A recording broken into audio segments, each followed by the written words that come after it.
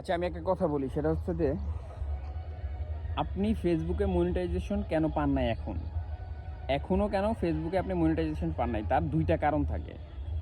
এক হইতেছে আপনার কন্টিনিউ ফেসবুকের যে গাইডলাইন আছে এইগুলো আপনি ভঙ্গ করছেন, এইগুলোর বাহিরে গিয়ে আপনি ফেসবুকে কাজ করতেছেন।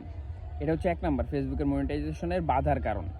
দ্বিতীয় হচ্ছে যে আপনার পর্যাপ্ত ভিউ এবং এঙ্গেজমেন্টের যে ব্যাপারটা আছে সেটা হয় নাই। আর আরেকটা ব্যাপার হচ্ছে, আপনারা অনেকে এটা জানবেন কি জানেন, নতুন অনেকেই জানেন না, সেটা হচ্ছে কি আপনার পেজের একটা ফেসবুক পেজের স্টার সেটআপের যে ব্যাপারটা, সেটা আপনার মিনিমাম 1 মাস সময় লাগে স্টার সেটআপটা ওপেন হইতে।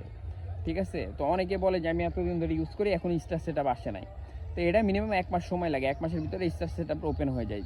কিন্তু স্টার সেটআপটা আসা মানে এই না যে আপনি আসলে মনিটাইজেশন পেয়ে যাচ্ছেন বা পেয়ে যাবেন।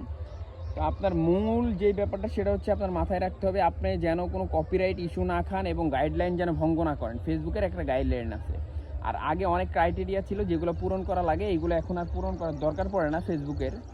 কারণ এগুলো যদি ফেসবুকের যদি এই গাইডলাইন ফলো করা যাইতো, তাহলে আমাদের মতো ছোটো ইউজার যারা আছে এরা কখনোই মনিটাইজেশন পাইতো না।